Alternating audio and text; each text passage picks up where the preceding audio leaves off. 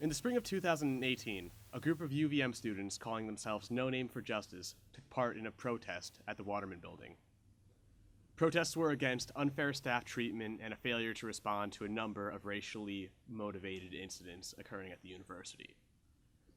No Name sat in, held teach-ins, and sent the school administration a list of demands. And don't worry, we will give a full history of that movement at another episode. Today we're going to be focusing on one of those demands, that the Bailey Howe Library, named after former UVM presidents David Howe and Guy Bailey, be renamed. Now, if you go to UVM, you've probably noticed that today that library is only called the Howe Library. So what's up with that? I'm going to apologize for not having many jokes in this week's episode, because today we're going to be talking about eugenics. Eugenics was, and I suppose still is, an idea centered around the theory that the species can be improved if certain people didn't corrupt the gene pool by reproducing. This generally takes the shape of forced sterilization or committing people to asylums, and extreme cases like Nazi Germany and Turkey, it meant genocide and killing people deemed deficient. Though not often taught in history classes, eugenics has a deep history in the late 19th century United States, and was in fact seen as a progressive program supported by Planned Parenthood founder Margaret Sanger, and New Jersey Democratic Governor Woodrow Wilson, and anti-Semitic businessman Henry Ford. Most histories of eugenics start with British writer Francis Galton in 1869. But the underlying sentiments go back much further. Essentially, what Galton wrote was a book that complained about how many poor and uneducated kids there were, and there should be less of him, and more of people who were rich and educated. Rather than deciding that maybe, wages should be higher, or homes should be cheaper, and education more attainable, his solution was to stop the underclasses from breeding.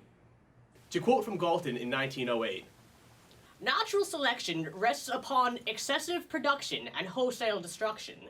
Eugenics on bringing no more individuals into the world than can be properly cared for, and those of only the best stock." Naturally, Galton considered himself to be of that best stock. After World War I, a study in Vermont found that it had one of the highest rates of men who failed the Army's physical and mental exams for the draft. In most of these cases, if the men had had their conditions properly identified and treated earlier in life, they would have been able to serve. But the failure rate was quickly blamed on bad genetic makeup of Vermont's population and on a growing amount of French Canadians in the state. In 1922, UVM zoology professor and jellyfish expert Henry Perkins began teaching a class on eugenics.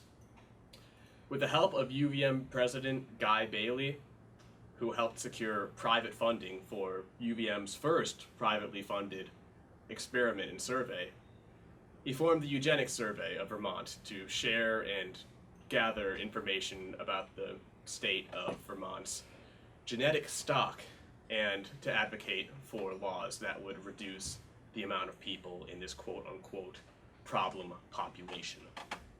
So who was in this problem population? In theory, it was those who were delinquent, dependent, drunk, and mentally deficient.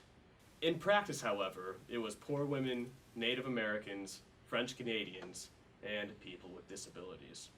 Perkins, as the forefront of the eugenics studies group, told families who were deemed good to get horny, have more kids. When it came to those other groups, however, he advocated for a set of laws that, number one, allowed for voluntary sterilization of people, with the person's written consent or the written consent of their legal guardian. Number two, prohibited people who were diagnosed with mental disabilities from marrying without a doctor's written consent. The UVM eugenics survey took place between 1925 and 1926, but there had already been a eugenics law passed by the legislature in 1912. However, that was vetoed by Governor Fletcher. In 1927, the U.S. Supreme Court upheld the legality of state-sponsored sterilizations in the case Buck versus Bell, which opened the door for Perkins to lobby Vermont to pass the Act for Betterment by Voluntary Sterilization in 1931. No doubt assisted by the onset of the Great Depression, which increased the amount of poor and destitute people. 1931 was also the year that Perkins was elected president of the American Eugenics Society, which he used to boast of the successes of the Vermont survey. The program findings were praised by Harvard eugenicists and paraded around Vermont country fairs in stand-up displays. In total, 253 sterilizations occurred in Vermont by 1941, when the practice fell out of favor. Another course of eugenics was taught by biology professor Paul Moody in the late 60s and early 70s. In 1987, Vermont passed a bill into law, which I'm pretty sure, as far as I can tell, is still on the books. I'm not going to read this out loud, but it's there on the screen. You should read this.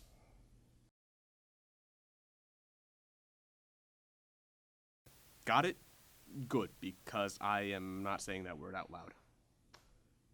Again, as far as I can tell from my research, this law is still on the books and was in fact updated in November of 2018.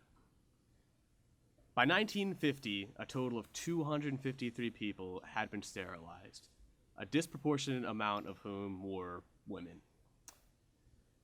Conventional history holds that, in the United States at least, eugenics falls out of favor after the killings and human experimentation of Nazi Germany and Imperial Japan during World War II. Broadly, that's more or less true, but we do know of instances of predominantly black women being sterilized without their knowledge, even up through the 60s.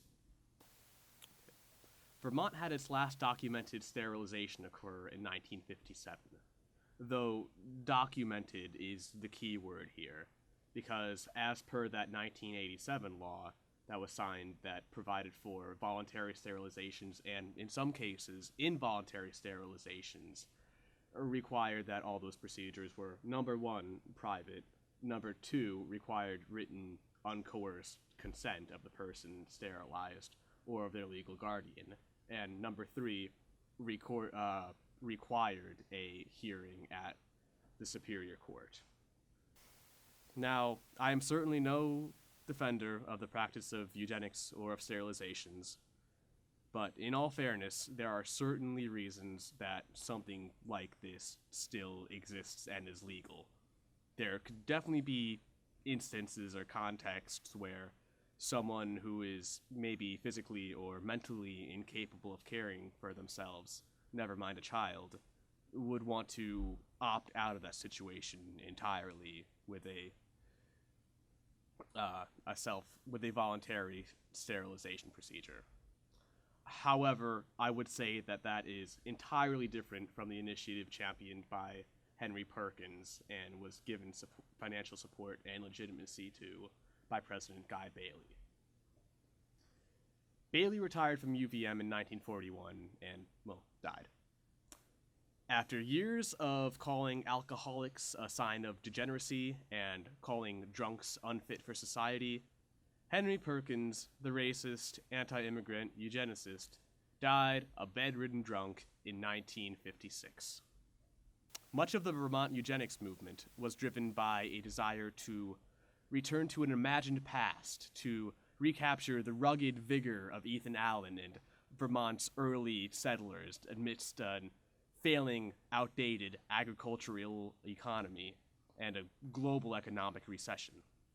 Like the Nazis in Germany, or the Nazis today, because we have those for some reason, They misdiagnosed the society's problems and conveniently found that, oh, it's actually the most defenseless people in society responsible.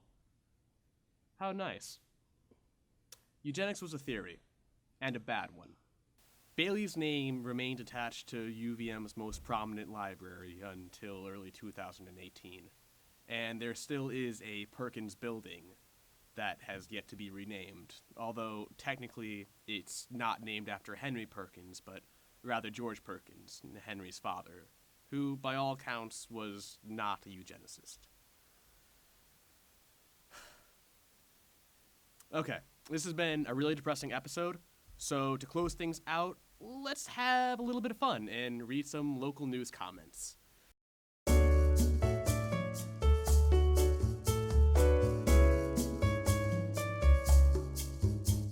Okay, so here we have an article from 7 Days of Vermont's independent press called UVM Apologizes for a Eugenics Survey That Ended in 1936. This was published June 21st, 2019, and is more or less about former President Tom Sullivan on his way out issuing a formal apology for the study and all of the aid and legitimacy given to eugenics by the University of Vermont. Don Stevens, chief of the Abenaki Nation, has lobbied Sullivan for the apology as a natural next step after Bailey's name was removed from the campus library. Stevens told 7 Days that it was an important bridge towards healing and that his own grandmother was targeted by the survey and escaped sterilization. During his official apology, Tom Sullivan writes, "Within this context, I believe it is appropriate to state unequivocally that the Eugenics Survey of Vermont from 1925 to 1936, supported by UVM on its campus, contributed to the stereotyping, persecution, and in some cases, state-sponsored sterilization of members of certain groups. The destructive impacts of eugenics have been, through generations, a deeply painful experience. Let us move forward together as an educational community to ensure that grave injustice never be repeated." Okay, so pretty fitting and proper. Acknowledge, apologize. He was right to do this. But let's see what the comments section has to say. Poster Martin says, "Perhaps we could add the Eagles' Get Over It playing in the background as a soundtrack." Okay, dated reference, definitely a boomer post right there. This comes from Donna Booten. Donna writes, "Are they kidding? Apologies, ...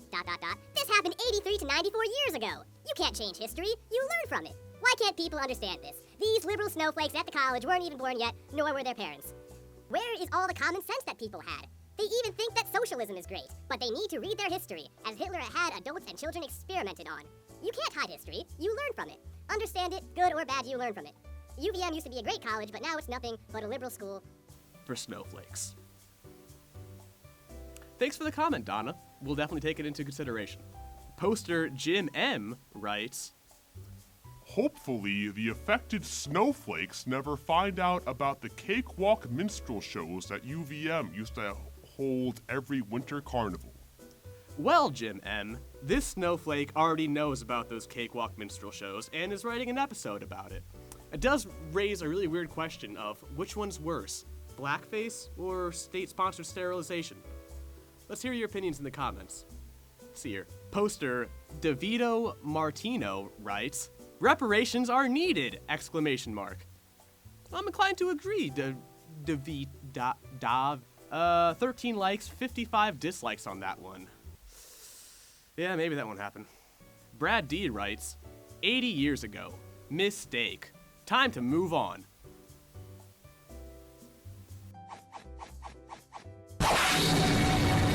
Well, that's the show. Thanks for taking the time to learn about this topic, and if you want to learn more, there's links in the description to the how libraries exhibit on eugenics, and also to another website which we got most of the research for this video from. Thanks for watching, and as always, I've been your host, Jordan Schiller, signing off.